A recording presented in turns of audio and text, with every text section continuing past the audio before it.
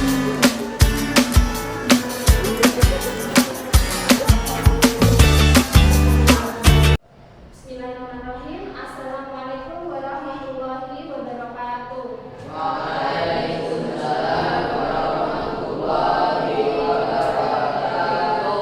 Anak-anak, gimana kabarnya hari ini?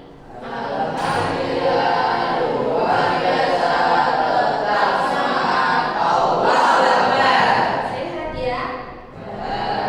Oke, sebelum melakukan pembelajaran pada pagi hari ini, marilah kita berdoa terlebih dahulu. Ketua kelas bisa untuk memimpin untuk berdoa.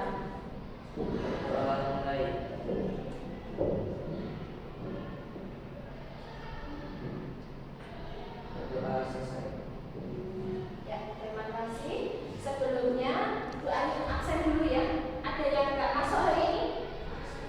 Masuk semua ya. Oke, terima kasih. Sebelumnya minggu kemarin kita sudah mempelajari bab 1 yaitu tentang sejarah lahirnya Pancasila. Nah, anak-anak sudah tahu ya bahwa dasar negara Indonesia adalah Pancasila. Oke, untuk pertemuan kali ini kita akan masuk ke bab 2 yaitu tentang apa? Norma. Ada yang sudah tahu apa itu norma? Belum. Norma apa?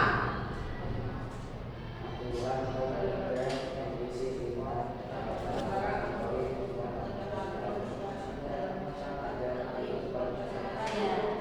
Norma adalah kaidah atau aturan yang untuk mengatur tata tertib yang ada di dalam masyarakat. Jadi norma itu harus dipatuhi. Kalau tidak dipatuhi, apa yang terjadi? Kehidupannya akan tidak tertib. Contohnya di kelas ini. Di kelas ini pasti ada jadwal piketnya ya. Setiap hari ada jadwal piketnya yang harus dilaksanakan. Tugasnya apa? Membersihkan kelas. Kalau tidak dilaksanakan, apa yang terjadi? Kelas menjadi apa? Kelas menjadi kotor. Kemudian di rumah itu pasti ada tata tertib yang diatur dalam keluarga, seperti jam tidur, terus menyalakan TV, jam belajar. Itu supaya apa? Supaya kalau di rumah itu suasananya menjadi harmonis. Jadi di sini norma adalah aturan atau kaidah yang berisi perintah dan larangan untuk mempengaruhi tingkah laku manusia dalam bermasyarakat. Supaya apa? Supaya kehidupan masyarakat itu menjadi lebih tertib, sehingga tercipta kehidupan yang tertib, damai, harmonis, tidak ada sebuah pertikaian. Oke. Di sini peraturan itu ada dua anak-anak. Peraturan tertulis dan tidak tertulis. Contoh dari peraturan tertulis itu apa? Yang ada di sekolah aja misalnya. Ya. Itu peraturan tidak tertulis ya biasanya ya. Peraturan tertulis biasanya ada yang di buku tata tertib. Buku tata tertib di BK itu kan ada anak harus memakai dasi, memakai peci, baju dimasukkan, datang tidak boleh terlambat. Siapa yang terlambat tadi? Oh, tidak ada ya. Kemudian peraturan tidak tertulis. Peraturan tidak tertulis contohnya menyapa orang yang lebih tua, menyapa guru, kemudian menghormati orang yang lebih tua. Itu tidak tertulis tapi itu ada aturannya dan itu harus dipatuhi. Kalau tidak dipatuhi, akibatnya apa? Akan mendapat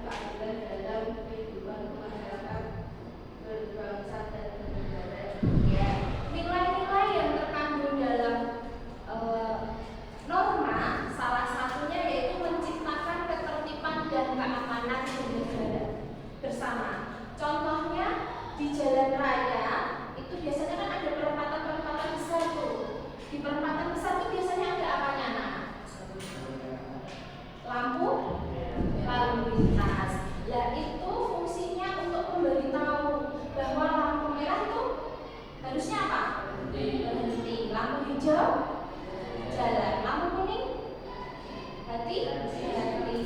Bayangkan saja kalau tidak ada lampu lalu lintas, apa yang terjadi?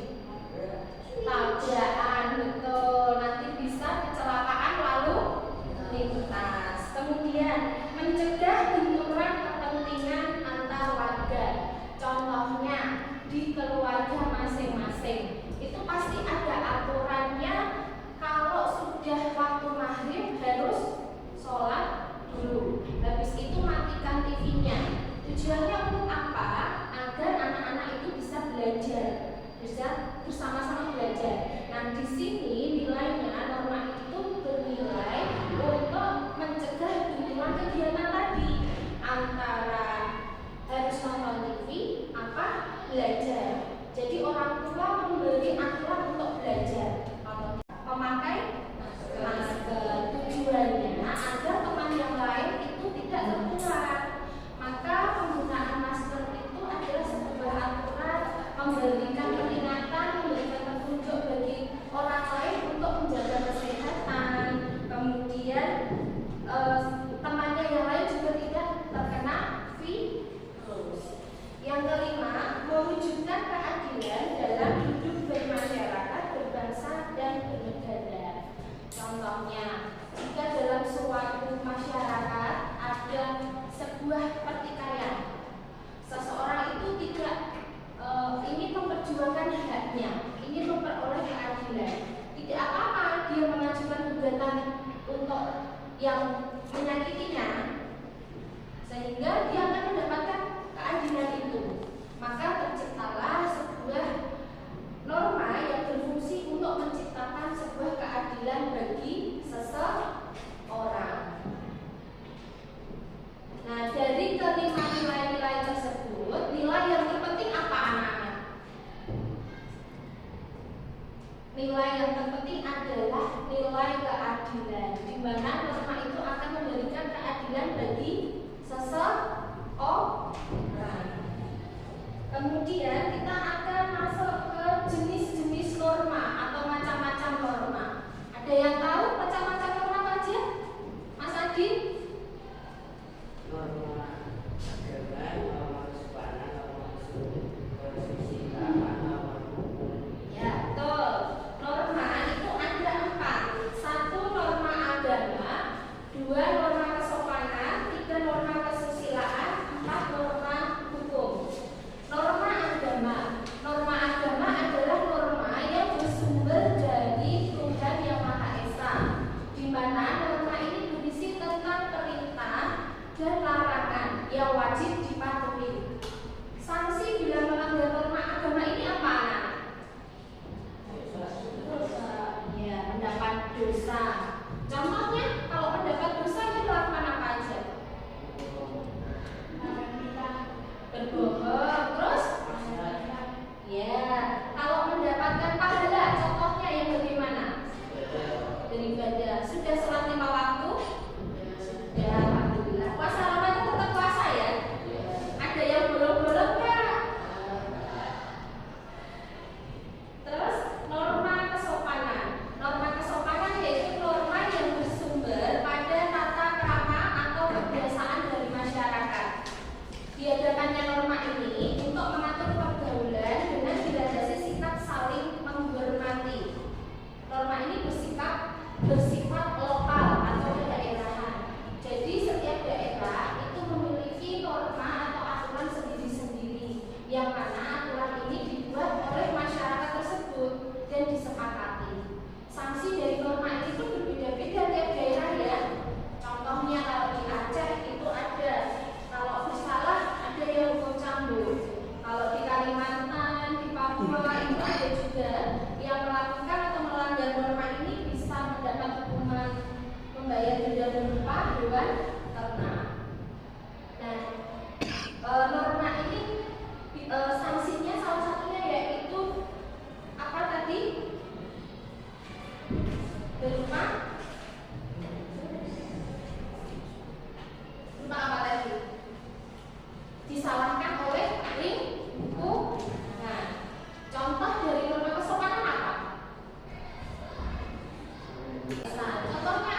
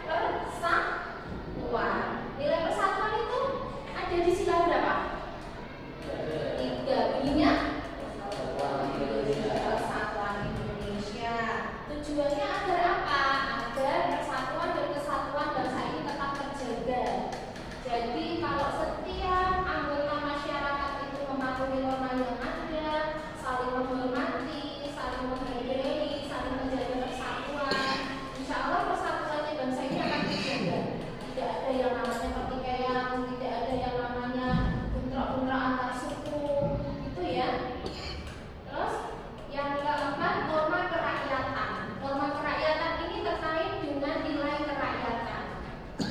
Yang dimaksud dengan nilai kerakyatan itu bagaimana? Itu ada di sila keempat. Contohnya, ya musyawarah untuk mencapai mufakat. Dalam musyawarah itu pasti ada aturan-aturannya supaya tidak saling bentrok. Pasti ada ya, beda pendapat itu pasti ada, tapi diselesaikan dengan cara musyawarah untuk mencapai mufakat. Kalau sudah begitu, nanti akan tercipta apa?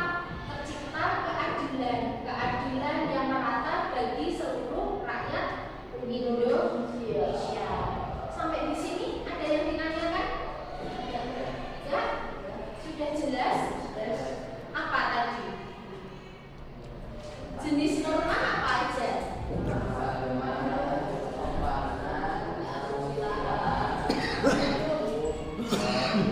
Oh iya. Terus arti norma apa?